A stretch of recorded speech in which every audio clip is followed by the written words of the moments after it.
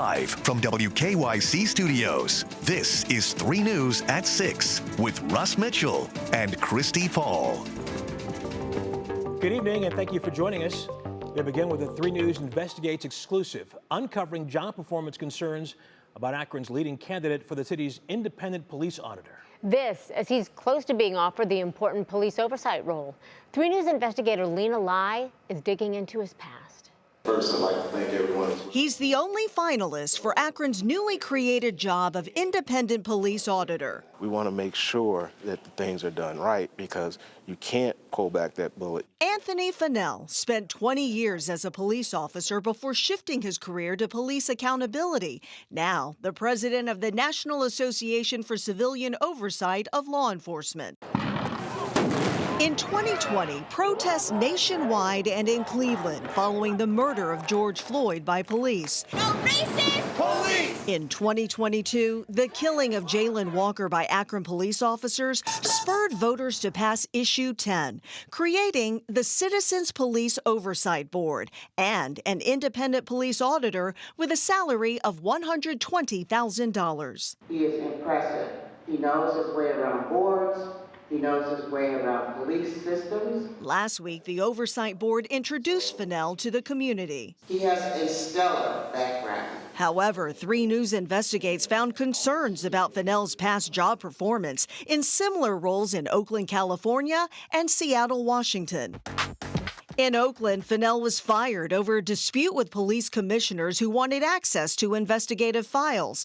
Finnell sued the city for wrongful termination, and the city settled the matter for $40,000 without admitting wrongdoing. But the most concerning, Finnell's history as police auditor in Seattle during the height of national police protests. Did you ever certify any investigations of police misconduct without properly reviewing the evidence? No. However, 3 News Investigates obtained hundreds of records from Finnell's personnel file that says otherwise. An independent investigation into Finnell found that he had troubling patterns of very quick certifications after only looking at a few documents, even when the most scrutiny was expected, like in complaints of unnecessary use of force. The report found lengthy investigative summaries, interviews, and sizable quantities of evidence were certified by Finnell in as few as 15 minutes. In 22 cases, he did not review any of the police body cam video. And in one high-profile case, the report says Finnell didn't bother to look at any interviews, reports, or linked video before signing off on the investigation. This is what he would have seen. Body camera video of an officer throwing a blast ball near a reporter sitting on the fire escape. I'm looking to make sure that the allegations have been addressed, not reinvestigate the investigation. Right. But that actually is his job. Case Western criminal law professor and police use of force expert Mike Benza says even if Finnell were capable of doing the job, there are concerns. It's something the mayor has said. That's something that the police chief has said. We need to do better.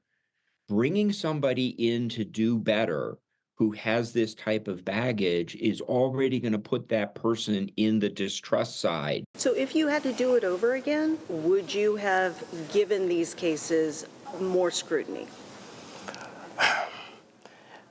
Understanding the perspective and the perception of the community and what it looked like, probably so. The Citizens Police Oversight Board is expected to vote within the next couple of weeks whether to extend a contract offer to Finnell. I reached out to the mayor and the board for comment. Both wanted to wait to see what our investigation found. And Russ, they also wanted a copy of the files, Christy as well. They also wanted a copy of the files that we got from Seattle, which I obtained from a public records request. And the city wanted that. Interesting. Interesting, yeah. Lena, great job. Thank you so much. Thank you.